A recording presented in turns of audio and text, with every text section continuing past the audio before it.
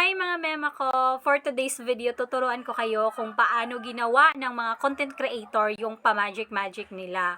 Tulad nung yung tenga, nakaganon, tapos ganito, ganon. Parang nakaganon siya, ganon.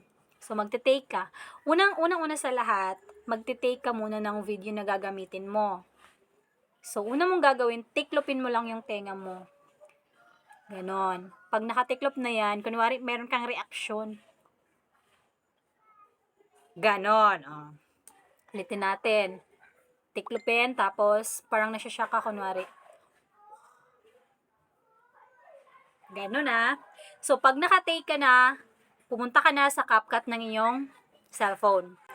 Okay, pasok sa CapCut.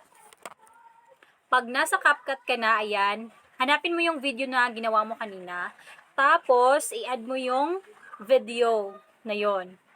And then, pindutin mo lang sa video, i-split mo lang siya. Siyempre, kukunin mo yung mga part na ayaw mong isali sa video. So, i-delete mo yon.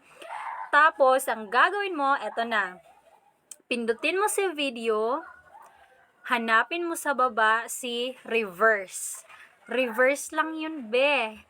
Reverse. Hanapin mo sa reverse, and then, yun na yun.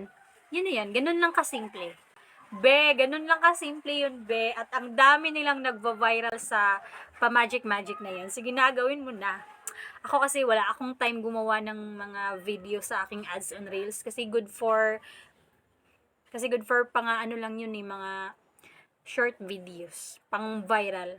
Para sa ads on reels. Ako, ayoko nang mag-ads on reels. Natatakot na ako sa violation, be. So, ayun, sana may nag-gets kayo. Sana nag-gets niyo yung tutorial ko. Bale, reverse lang talaga, reverse. Ayun na. Okay, yun lang po. Bye, bye, bye.